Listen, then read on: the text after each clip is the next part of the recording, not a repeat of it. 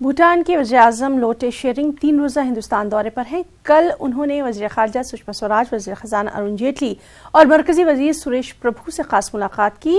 वाज़ेह है कि कल ही लोटे शेरिंग ने पीएम मोदी से भी मुलाकात की थी। हिंदुस्तान ने भूटान को 4,500 करोड़ रुपए की माली इमदाद देने का भी ऐलान किया है।